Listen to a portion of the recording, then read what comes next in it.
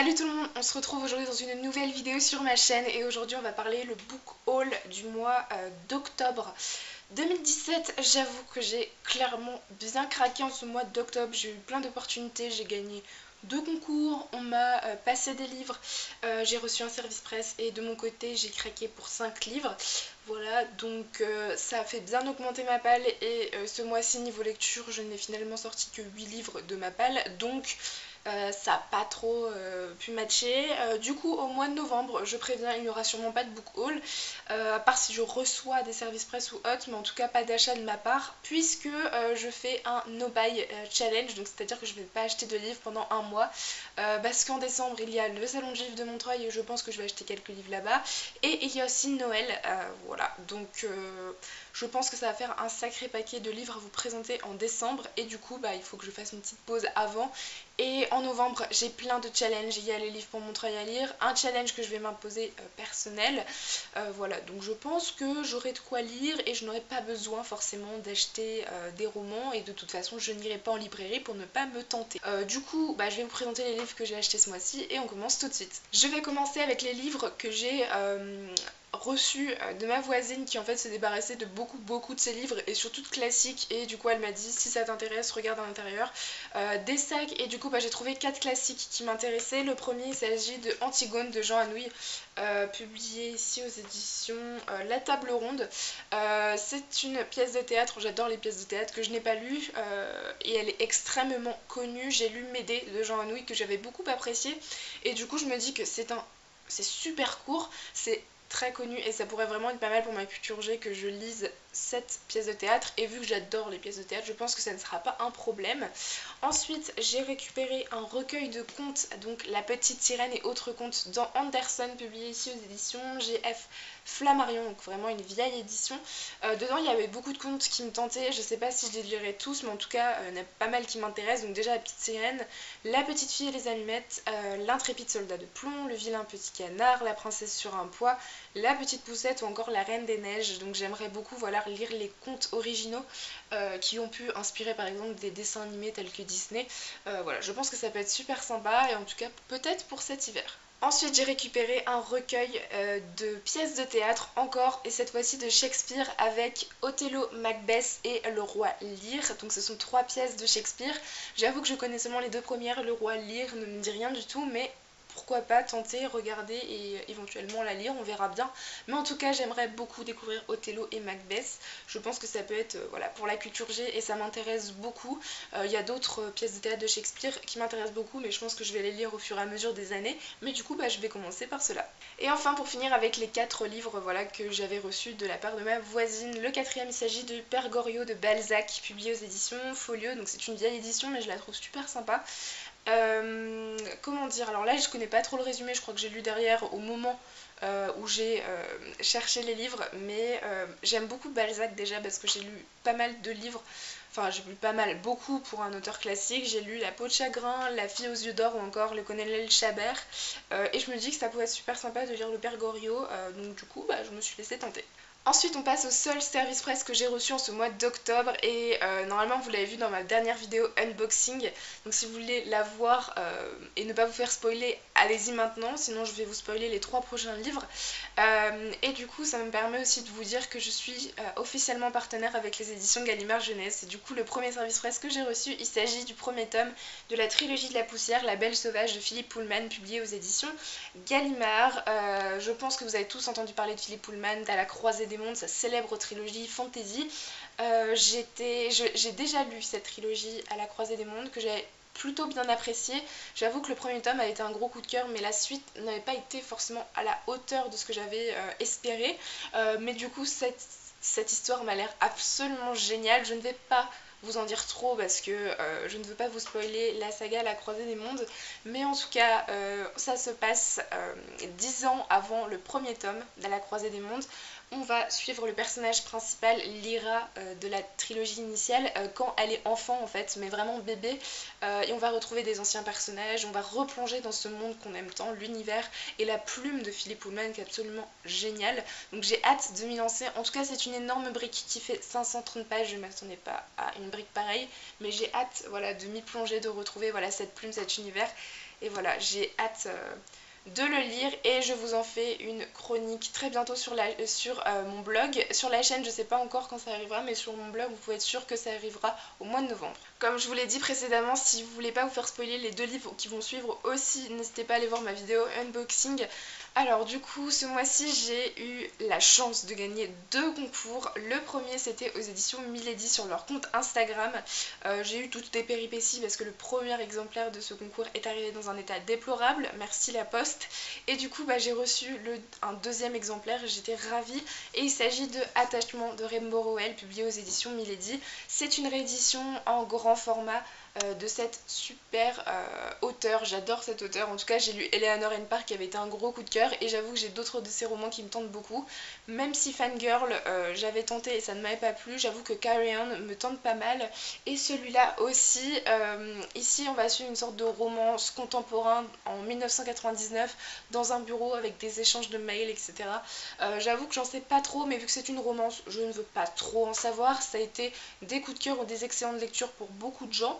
Donc j'ai hâte de m'y plonger. Et le second livre que j'ai gagné en concours, il s'agit d'un concours qui est organisé sur la chaîne de Vibrations littéraires, donc de Manon.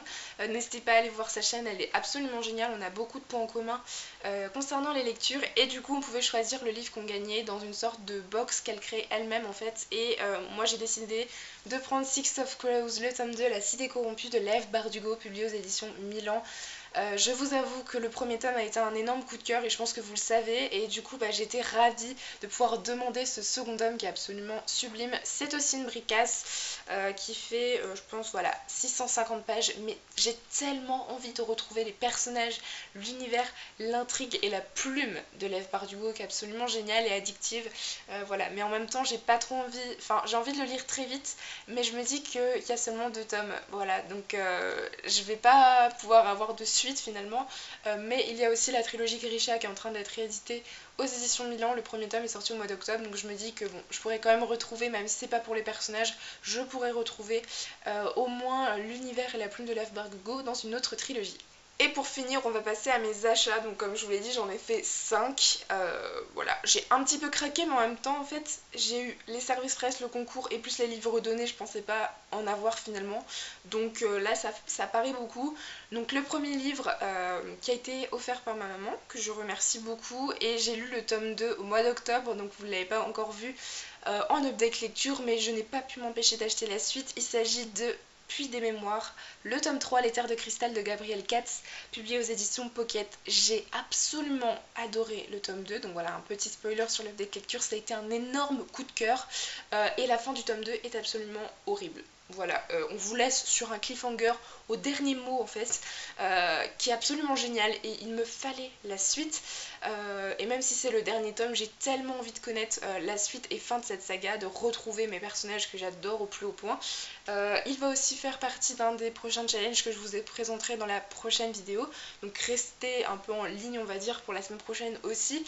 Mais voilà, j'ai hâte de m'y plonger et de retrouver ces personnages et cet univers. Ensuite, un achat un peu obligatoire, et là cette fois-ci c'est moi qui l'ai fait. Il s'agit d'une suite, alors plutôt d'un tome compagnon dont le premier tome a été un énorme coup de cœur et le seul coup de cœur que j'ai eu cet été. Donc si vous avez suivi mes vidéos cet été, vous savez peut-être que j'ai adoré L'héritage des rois passeurs de Manon Fargueton, publié aux éditions Milady en poche. Et là le tome 2, plutôt le tome compagnon on va dire, parce qu'on ne suit pas les mêmes personnages mais on est dans le même univers, est sorti au mois d'octobre en poche et il s'agit des Illusions de Saveloar, publié aux éditions toujours Milady et écrit par Manon Fargueton. J'ai hâte de me plonger. J'attendais avec grande impatience sa publication en poche et vous pouvez le voir, c'est une énorme brique, je ne m'attendais pas à ça. Elle fait presque 860 pages. Mais je pense que ça va être 860 pages de pur plaisir dans cet univers. J'adore la plume de Manon Fargueton qui est super fluide et j'ai hâte de le lire. Je ne sais pas quand je vais le faire parce qu'avec tous les challenges je me suis prévu à la fin de l'année, Montreuil, le Cold Winter, mon challenge personnel. Je vous avoue que ça va être compliqué, mais en tout cas j'espère le lire pour le début de l'année 2018. Ensuite j'ai fait un achat, en fait à la base c'était un cadeau pour ma mère, mais je sais que je vais le lire et il rentre quand même dans ma pile à lire. Il s'agit de Origine de Dan Brown, publié aux éditions J.C. Lattès. J'avais adoré Inferno de Dan Brown, qui a été le premier livre que j'ai lu de cet auteur et le seul pour le moment, je sais. Il faut que je lise aussi Da Vinci Code et ses autres romans qui ont l'air absolument géniaux. Mais j'avoue que celui-ci nous a tenté toutes les deux, donc je l'ai offert à ma mère, mais je pense, voilà, il rentre dans ma pile à lire quand même parce que je vais le lire. Je pense qu'elle le lira avant moi, largement. Mais j'ai hâte de m'y plonger, de retrouver Robert Langdon. On est sur encore une sorte d'enquête ésotérique. On va voyager en Espagne, si je ne me trompe pas. Ouais, c'est ça, je crois qu'on va voyager en Espagne. Donc ça va changer un petit peu du célèbre Londres ou Paris. Et je pense vraiment qu'avec Dan Brown, il n'y a jamais de problème, ça passe tout seul. Donc j'ai hâte, voilà, de lire cette bricasse encore une fois. Mais je pense que ça va être un très très bon moment de lecture. Et enfin, pour finir, j'ai fait une commande de 2 romans en VO anglaise. Le premier, c'était pour le club de lecture Unicorns Gonna Read, organisé par Céfiel et Robin de Robinou, sûrement vous le connaissez sous ce surnom, sur les réseaux sociaux ou sur sa chaîne YouTube, si je ne me trompe pas. Et du coup, ils ont donné la sélection pour Noël et le livre qui a été sélectionné, il s'agit de Snow Like Ashes de Sarah Raasch, publié ici aux éditions Balzer and Bray. C'est un roman de fantasy. Voilà, on l'a pris, je pense, pour le fait qu'il y ait de la neige dans le titre. Mais c'est un roman de fantasy qui me tentait pas mal. C'est une trilogie qui est assez connue aux États-Unis, qui n'a jamais été traduite pour le moment en France. Alors pourquoi pas une traduction en français? En tout cas, ça m'a l'air génial. Je pense que ce serait trop compliqué que je vous explique le résumé là maintenant. Mais on est sur de la magie, un personnage qui m'a l'air plutôt badass.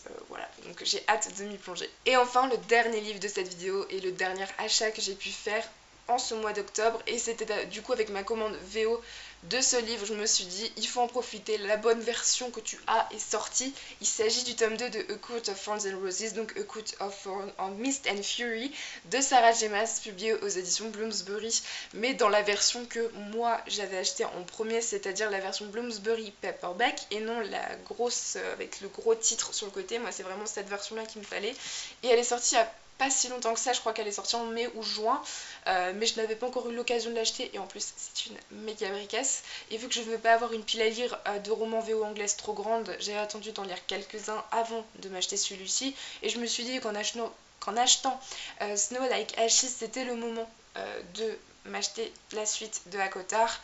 En plus, le deuxième tome sort en février, je crois, de l'année prochaine, en français chez La Martinière, donc ça pourrait être pas mal que je le lise en début d'année. Et en plus, j'ai hâte de retrouver les personnages et de lire la suite, quoi. Enfin, la fin du tome 1 est tellement géniale que... Et en plus, on m'a dit que ce tome 2 était encore meilleur que le tome 1, donc voilà, j'ai hâte de m'y plonger, mais c'est vraiment une méga bricasse, voilà, qui fait plus de 600 pages en anglais, ça va être super sympathique. Mais voilà, j'ai hâte de retrouver la plume de Sarah J. Maas et les personnages de cette super série. Voilà tout le monde, ce book haul est à présent terminé. J'avoue, voilà, que j'ai un petit peu craqué, mais je suis quand même super contente de tout ce que j'ai reçu, acheté. Voilà, je suis super contente de ce book haul tout de même. Donc comme je vous l'ai dit, en novembre, je n'achète pas de livres. Je vais essayer de tenir, mais j'ai déjà fait ce style de challenge, donc normalement ça devrait le faire. Donc n'hésitez pas à me dire en commentaire les livres que vous avez lus là-dedans, s'il y a des livres qui vous tentent, ou n'hésitez pas à me dire le nombre de livres que vous avez achetés en ce mois d'octobre. Du coup, je vous souhaite de très bonnes lectures et je vous dis à très bientôt dans une prochaine vidéo. Bye!